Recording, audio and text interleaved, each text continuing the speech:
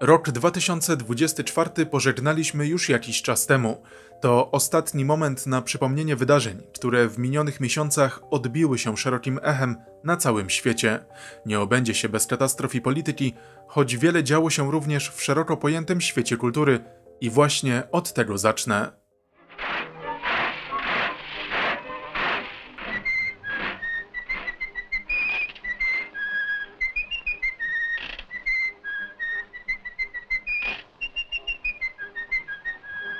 Pod koniec 1928 roku do amerykańskich kin trafił Parowiec Willy, film animowany w reżyserii Walta Disneya i Abba Iwerksa, w którym swój debiut przed szeroką publicznością zaliczyła myszka Mickey.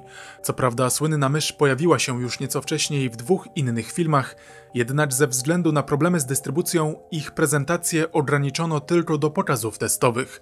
Z tego powodu to właśnie Parowiec Willy uważany jest za publiczny debiut Mickey'ego i to o tym dziele zrobiło się głośno 1 stycznia 2024 roku. Tamtego dnia blisko stuletnia kreskówka, jak i zawarty w niej wizerunek popularnej myszy, weszły do domeny publicznej.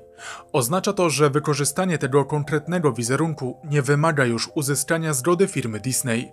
To ważne wydarzenie zarówno z prawnego, jak i kulturowego punktu widzenia, ponieważ mowa o jednej z najsłynniejszych ikon popkultury, będącej jednocześnie maskotką i znakiem rozpoznawczym przedsiębiorstwa, wycenianego obecnie na około 200 miliardów dolarów. Zgodnie z amerykańskimi przepisami, Parowiec Willy wszedł do domeny publicznej po upływie 95-letniego okresu ochrony praw autorskich, liczonego od daty publikacji. Termin ten był w przeszłości znacznie krótszy, jednak za sprawą nacisków między innymi ze strony Disneya okres ochrony postanowiono wydłużyć.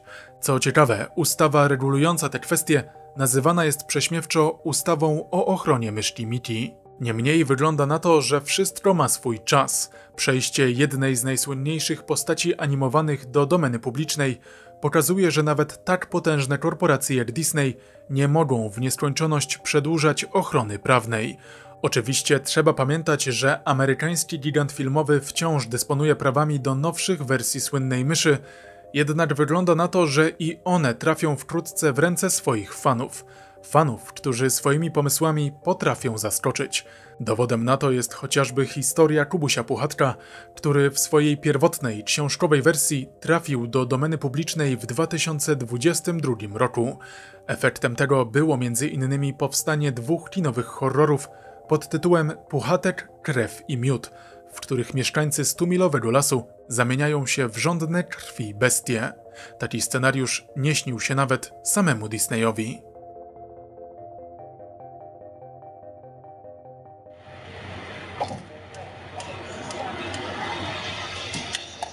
Katastrofy lotnicze to zdarzenia, które na całym świecie odbijają się szerokim echem, a już na pewno wtedy, gdy życie tracą osoby znane, sportowcy, muzycy czy politycy. Tak było 6 lutego 2024 roku. To właśnie wtedy, w wyniku katastrofy śmigłowca nad jeziorem Ranco w południowej części Chile, śmierć w wieku 74 lat poniósł były prezydent tego kraju, Sebastián Piñera. Do katastrofy doszło w godzinach popołudniowych, podczas lotu powrotnego do letniej rezydencji Piniery. Feralnego dnia to właśnie on zasiadał za sterami Robinsona R-44, na pokładzie którego znajdowały się jeszcze 3 inne osoby: siostra byłego prezydenta Magdalena oraz biznesmen Miguel Guerrero i jego syn. Wszyscy pasażerowie przeżyli katastrofę. Opinia publiczna nie doczekała się jeszcze oficjalnego raportu ze śledztwa. Niemniej wiadomo, że 6 lutego nad jeziorem Ranco panowały ograniczające widoczność burzowe warunki pogodowe. Wiadomo też, że istnieje kilka wersji co do samego przebiegu wydarzeń. Według siostry byłego prezydenta śmigłowiec uległ awarii, a sam Piñera tuż przed katastrofą nakazał swoim pasażerom wyskoczyć do wody, ratując tym samym ich życie. Inna wersja stanowi natomiast o tym, że Piñera utracił kontrolę nad maszyną podczas próby zawrócenia na lądowisko przy bardzo ograniczonej widoczności oraz że wszyscy pasażerowie znajdowali się w śmigłowcu w chwili uderzenia o wodę. Pomimo tych niejasności, wiadomo, że powodem śmierci byłego prezydenta było utonięcie. oraz że w momencie odnalezienia ciało znajdowało się poza maszyną. Takie ustalenia zaprzeczają teorii stanowiącej o tym, że to zapięte pasy uniemożliwiły Pinierze wydostanie się ze śmigłowca. Sebastian Piniera był chilijskim ekonomistą, biznesmenem i politykiem, który urząd prezydenta sprawował w latach 2010-2014 oraz 2018-2022. Jego rządy naznaczone były zarówno sukcesami gospodarczymi, jak i poważnymi kryzysami społecznymi, w tym brutalnym tłumieniem protestów w 2019 roku, w wyniku czego śmierć poniosło co najmniej 36 osób. I need one of you guys on the south side, one of you guys on the north side, hold all traffic on the Key Bridge. I'm holding traffic, so I'll have all out-of-the traffic stopped. Yeah, if we can stop traffic, just make sure no one's on the bridge right now. Pod koniec marca 2024 roku świat obiegła informacja o zawaleniu się mostu imienia Francisa Scotta Keya, przebiegającego nad rzeką Patapsco w Baltimore, w amerykańskim stanie Maryland. Konstrukcja nazwana na cześć autora słów do hymnu państwowego Stanów Zjednoczonych liczyła ponad 2600 metrów długości, łącząc ze sobą tereny położone w obszarze metropolitalnym Baltimore. Szacuje się, że w ostatnim roku dziennie przez most przejeżdżało około 34 000 pojazdów. 26 marca około godziny 12:30 w nocy z portu Baltimore wypłynął kontenerowiec MV Dali. Na pokładzie blisko 300-metrowego statku pływającego pod banderą Singapuru znajdowało się 4700 kontenerów, które 23-osobowa załoga miała dostarczyć na Sri Lankę. Niestety kilkadziesiąt minut po opuszczeniu portu awarii uległo zasilanie kontenerowca, w wyniku czego załoga utraciła nad nim kontrolę. Było w 1:30 w nocy, gdy płynący z prędkością 16 km na godzinę statek uderzył w jedną z dwóch głównych podpór mostu Francisa Scotta Keya, doprowadzając natychmiast do jego zawalenia. Yeah, if we can stop traffic, just make sure no one's on the bridge right now. There's a ship approaching that just lost their steering. So until you get that under control, we gotta stop all traffic. I'm not sure where. There's a crew up there. You might want to notify whoever the foreman is, see if we can get them off the bridge temporarily. 10-4, once the other unit gets here, I'll ride up on the bridge. I have. C-13 dispatch, the whole bridge just fell down. Start, whoever, everybody. The whole bridge just collapsed. W wyniku kolizji do wody z wysokości 56 metrów wpadło 8 robotników remontujących wówczas nawierzchnię. Służbom ratunkowym udało się wyciągnąć tylko 2 z nich. Pozostałe 6 osób uznano najpierw za zaginione, a następnie za zmarłe. Ostatnie z ciał obywateli Meksyku, Gwatemali, Salwadoru i Hondurasu wyciągnięto z wody dopiero 7 maja. Tragiczniejszemu bilansowi ofiar zapobiegło wstrzymanie ruchu na moście w odpowiedzi na sygnał Mayday nadany przez załogę kontenerowca na krótko przed katastrofą. Śledztwo w sprawie wydarzeń z 26 marca wciąż trwa, choć już we wstępnym raporcie Narodowej Rady Bezpieczeństwa Transportu wskazano, że pierwsze problemy z zasilaniem pojawiły się na statku jeszcze przed wyjściem z portu. Co ciekawe, do innego zdarzenia z udziałem tego kontenerowca doszło już w roku 2016, kiedy to opuszczając jeden z belgijskich portów, Dali uderzył o nabrzeże. Po uwolnieniu jednostki spod zniszczonego mostu, statek odholowano celem rozładowania znajdujących się na nim kontenerów i przeprowadzenia prac remontowych. O wiele gorzej ma się natomiast sam most, którego odbudowa, według górnych szacunków, może pochłonąć prawie $2 miliardy.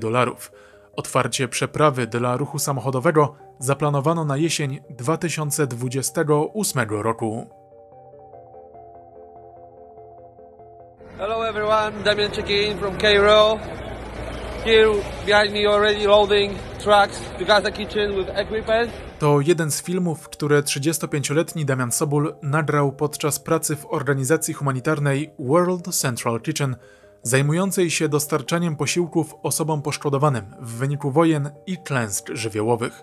Pochodzący z Przemyśla Damian Sobul w szeregi tej organizacji wstąpił w 2022 roku, angażując się w działania pomocowe podczas inwazji Rosji na Ukrainę.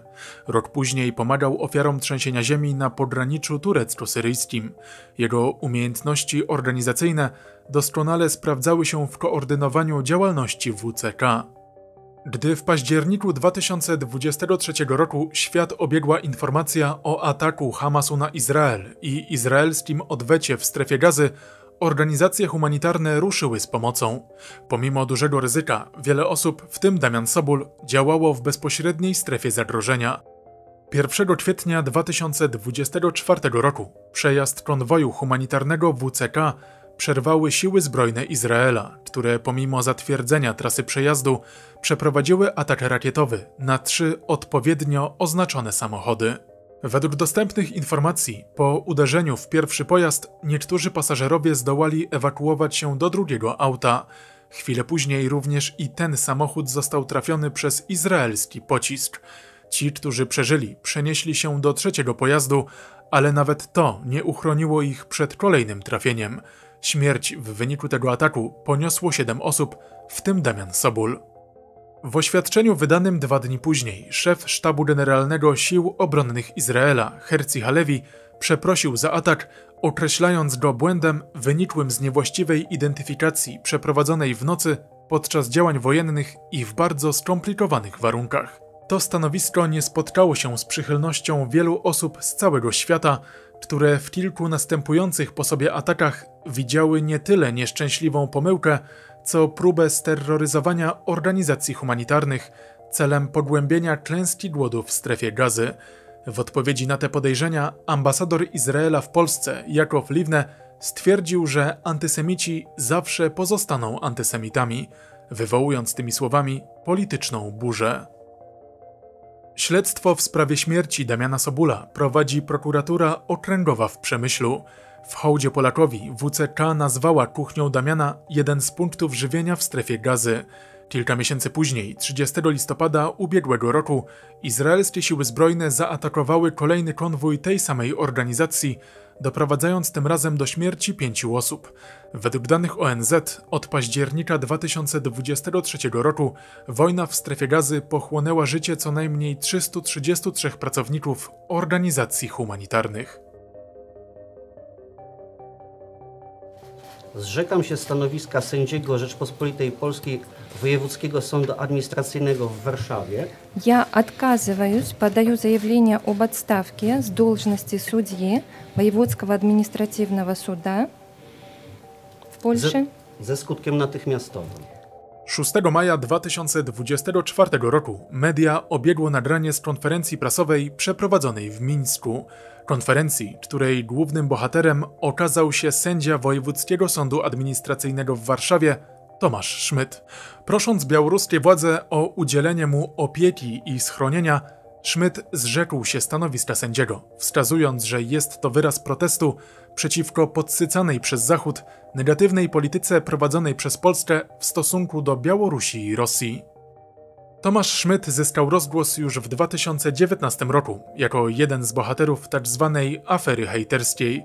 Ujawniono wówczas, że zarówno Szmyt, jak i jego żona Emilia znaleźli się w gronie osób zaangażowanych w prowadzenie internetowej kampanii mającej na celu skompromitowanie sędziów krytycznie odnoszących się do zmian w sądownictwie wprowadzanych przez Prawo i Sprawiedliwość. Pomimo związanych z tym kontrowersji, Szmyt nadal orzekał, między innymi jako przewodniczący składu sędziowskiego w drugim Wydziale WSA w Warszawie w sprawach dotyczących informacji niejawnych. Polskie władze zareagowały na ucieczkę Szmyta, oskarżając go o szpiegostwo na rzecz obcego wywiadu, choć przez media przewijała się również teoria sugerująca, że były sędzia to nie tyle szpieg, co tak zwany pożyteczny idiota, który za cenę uwolnienia się od wielu problemów, w tym finansowych, postanowił opowiedzieć się za Wschodem. Pewne jest natomiast, że wystąpienie z 6 maja, w którym polski sędzia wychwala Aleksandra Łukaszenkę za, i tu cytat, wkład dla dzieła pokoju, stanowiło wodę na młyn zarówno dla białoruskiej, jak i rosyjskiej propagandy. Szmyt z miejsca stał się jednym z ulubieńców tamtejszych mediów, wygłaszając na ich antenie kolejne oświadczenia dyskredytujące Polskę. I co się okazuje? Polskie władze zachowują się jak nienormalne. И что оказалось? Польские власти ведут себя абсолютно ненормально. Ja już powiem tak nieładnie, jakby ktoś im szpilkę wbił w tyłek. Я скажу так некрасиво, как будто бы им кто-то шпильку всадил в одно место. Od razu mam zarzut jakiegoś szpiegostwa. Сразу мне... Na czym to ma polegać? W podobnym tonie kilka lat wcześniej wypowiadał się były żołnierz Wojska Polskiego Emil Czeczko, który pod koniec roku 2021 zdezerterował na Białoruś. I choć w porównaniu do Tomasza Szmyta mowa jest o człowieku zupełnie innej rangi, jego również ochoczo zapraszano do głoszenia antypolskiej propagandy. Medialna kariera Emila Czeczki dobiegła końca po około 3 miesiącach od zdezerterowania. Komitet Śledczy Białorusi poinformował wówczas, że były żołnierz został znaleziony martwy w wynajętym dla niego mieszkaniu w Mińsku. Zgodnie z zasadami islamu, każdy muzułmanin zobowiązany jest do podporządkowania się kilku podstawowym obowiązkom religijnym, wliczając w to hadżdż, obowiązek odbycia pielgrzymki do Mekki. Każdy dorosły muzułmanin płci męskiej powinien uczynić to chociaż jeden raz w życiu, jeśli pozwalają mu na to zdrowie i możliwości finansowe. Pielgrzymki do położonego w Arabii Saudyjskiej najświętszego miejsca islamu uważane są za najliczniejsze coroczne zgromadzenia ludzi na świecie. Nie inaczej było w roku 2024, gdy udział w czerwcowych uroczystościach wzięły blisko 2 miliony osób. Obecność tak wielu wyznawców może rodzić pewne niebezpieczeństwa. Przykładem są wydarzenia z 2015 roku, gdy w wyniku wybuchu paniki śmierć na skutek stratowania poniosło niemal 2,5 tysiąca osób. Tragicznie w historii zapisał się również rok 2024, choć powodem takiego stanu był w tym przypadku ekstremalny upał. Temperatury sięgające około 50 stopni Celsjusza doprowadziły w sumie do śmierci ponad 1300 osób. Liczba ta może być jednak znacznie wyższa, ponieważ zgodnie ze stanowiskiem władz Arabii Saudyjskiej ponad 80% ofiar stanowili niezarejestrowani pielgrzymi, którzy nie mieli dostępu do hoteli i innych klimatyzowanych schronień. W związku ze skalą tragedii wiele organizacji muzułmańskich wezwało do wprowadzenia nowych zasad organizacji pielgrzymki, które uwzględniałyby tak ekstremalne warunki pogodowe.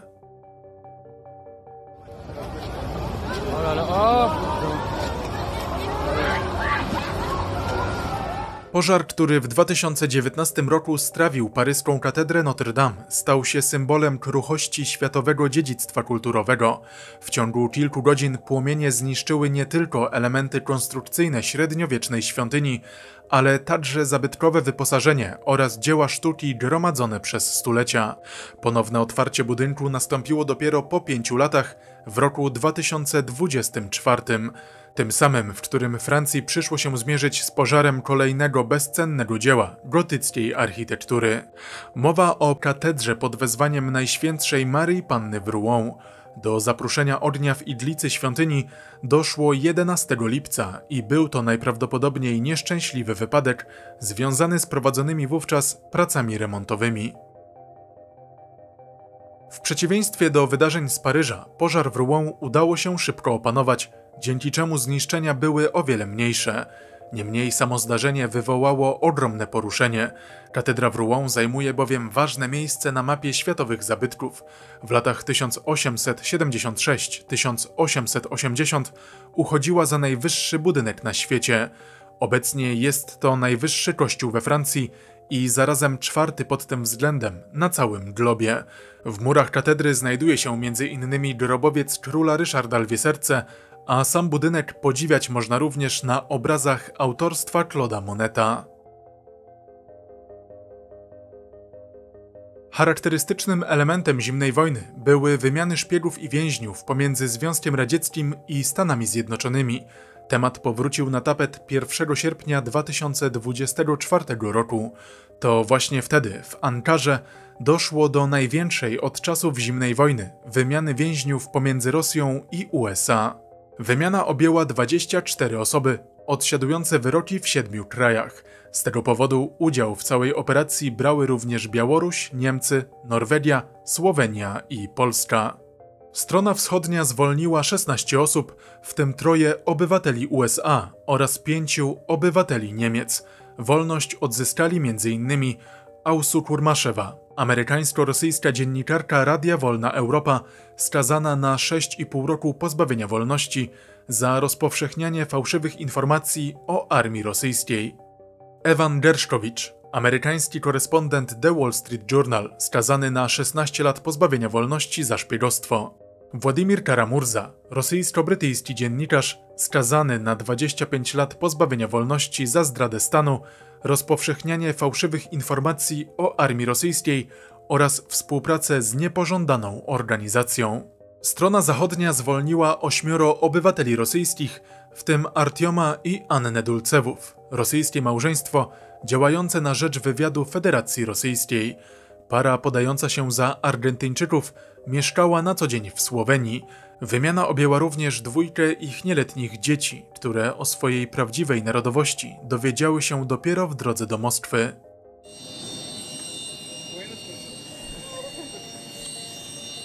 Do rosyjskiej stolicy powrócili również Pablo González, urodzony jako Paweł Rubcow, funkcjonariusz rosyjskiego wywiadu wojskowego, oraz Wadim Krasikow, skazany w RFN na dożywotnie pozbawienie wolności za zabójstwo polityczne.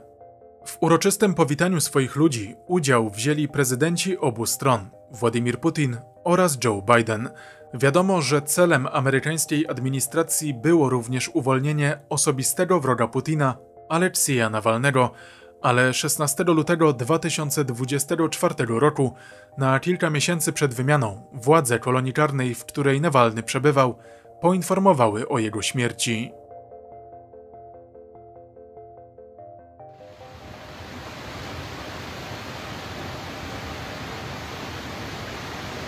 27 lat po tzw. powodzi tysiąclecia mieszkańcy Europy Środkowej zostali wystawieni na kolejną próbę. Silne, wielodniowe opady deszczu wywołane niżem genueńskim doprowadziły do wzrostu poziomu rzek, takich jak Dunaj, Wełtawa i Odra. W przypadku Polski najbardziej ucierpiały regiony południowe i zachodnie. Woda zalała liczne miejscowości, wymuszając ewakuację tysięcy mieszkańców. Świat obiegły zdjęcia i nagrania z takich miejsc jak Kłodzko, Głuchołazy czy Nysa, nie pozostawiając złudzeń co do rozmiarów kataklizmu. Zniszczeniu uległy tamy, mosty i wiele budynków. Ludzie tracili cały swój dobytek. Według oficjalnych danych śmierć w wyniku powstałych powodzi poniosło w całej Europie co najmniej 26 osób, w tym 9 Polaków. Kataklizmu nie przeżyło również wiele zwierząt domowych, gospodarskich i dzikich. Już wstępnie przeprowadzone szacunki wykazały, że straty materialne w samej Polsce trzeba będzie liczyć w co najmniej kilku miliardach złotych.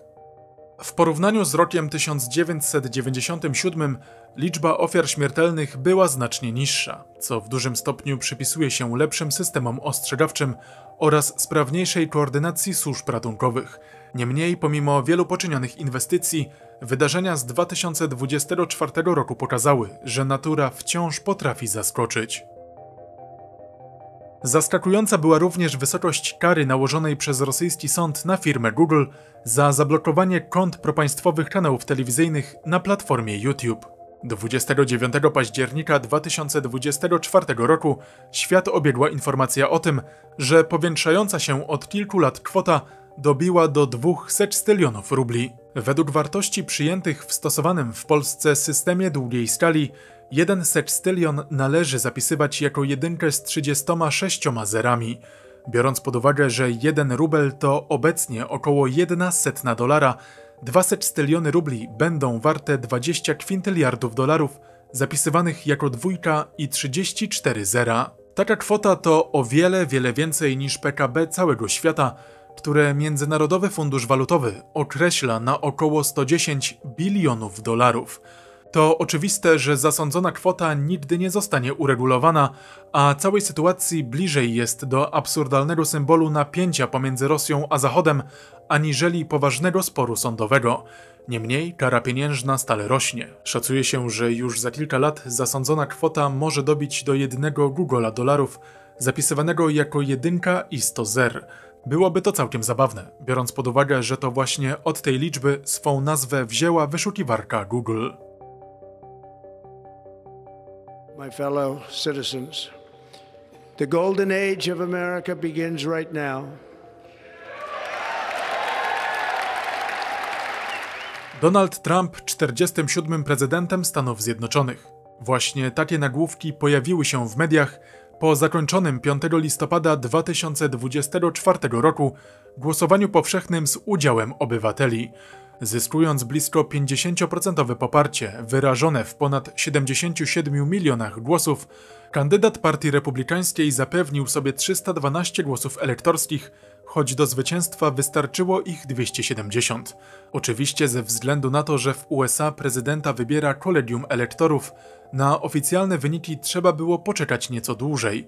Dopiero 6 stycznia 2025 roku, po podliczeniu głosów elektorskich, Kongres Stanów Zjednoczonych oficjalnie potwierdził zwycięstwo Donalda Trumpa. Jego główną rywalką w walce o fotel prezydencki była reprezentująca Partię Demokratyczną Kamala Harris, która w wyścigu o Biały Dom zastąpiła ubiegającego się początkowo o reelekcję Joe Bidena. To właśnie Biden 20 stycznia 2025 roku przekazał władzę Donaldowi Trumpowi, który do gabinetu owalnego wraca po 4 latach od zakończenia swojej pierwszej prezydenckiej kadencji. Urząd głowy państwa sprawował bowiem w latach 2017-2021. Wśród czynników, którymi Donald Trump po raz kolejny zjednał sobie wyborców, wymienia się obietnice związane z poprawą amerykańskiej gospodarki, krytykę polityki migracyjnej czy wykorzystanie zamieszania wyborczego w obozie demokratów. And I'm going to continue to move until we get the total ban on the total initiative relative to what we're going to do with more border patrol and more asylum officers. President Trump? I really don't know what he said at the end of that sentence. I don't think he knows what he said either. Look.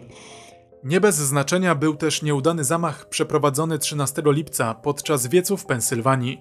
Tamtego dnia około godziny 18:10 z dachu pobliskiego budynku oddano kilka strzałów w kierunku przemawiającego Trumpa, raniąc go w prawe ucho. Śmierć poniósł jeden z uczestników wiecu oraz sam zamachowiec, 20-letni Thomas Matthew Crooks, zastrzelony przez snajpera.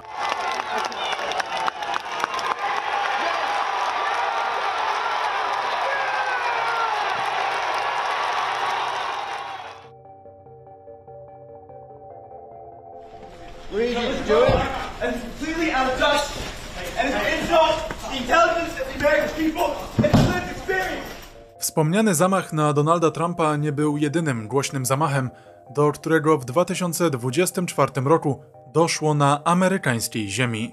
4 grudnia około godziny 7 rano przed jednym z hoteli na nowojorskim Manhattanie postrzelony został Brian Thompson, dyrektor generalny firmy United Healthcare, największego prywatnego ubezpieczyciela zdrowotnego w Stanach Zjednoczonych.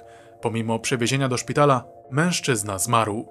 Już pierwsze policyjne ustalenia skłaniały się ku podejrzeniom, że ofiara nie była przypadkowa. Według świadków sprawca czekał na Thompsona. Co więcej, w branży ubezpieczeniowej znane jest powiedzenie delay, deny, defend, tłumaczone jako opóźniaj, odmawiaj, broń swojego stanowiska. Powiedzenie to doskonale oddaje postawę, jaką firmy ubezpieczeniowe przyjmują w stosunku do klientów. Takie same słowa wypisano na łuskach znalezionych na miejscu zbrodni. Jedyną różnicą było zastąpienie zwrotu defend zwrotem depose, możliwego do przetłumaczenia jako usunięcie kogoś ze stanowiska. Sprawcę zabójstwa zatrzymano już 5 dni później. Okazał się nim pochodzący z dobrze sytuowanej rodziny, 26-letni Luigi Mangione.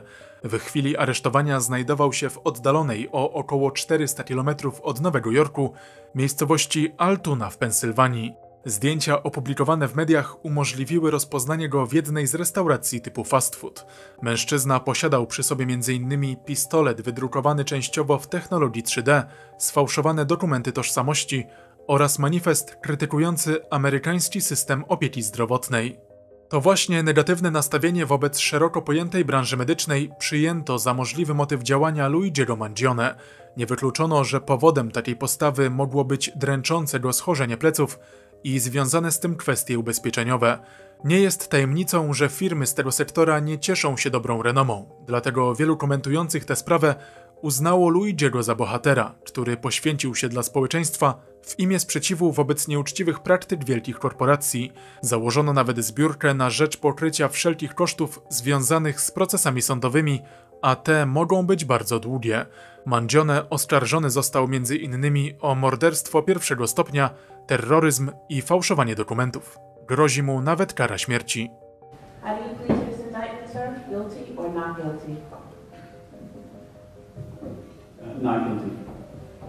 W kontrze do zwolenników Luigiego stanęli ci, którzy gloryfikowanie i racjonalizowanie jakiegokolwiek zabójstwa uznali za co najmniej niestosowne. Niemniej wyraźnym symbolem nastrojów społecznych w stosunku do całej sprawy stały się reakcje pod postem zamieszczonym na profilu United Health.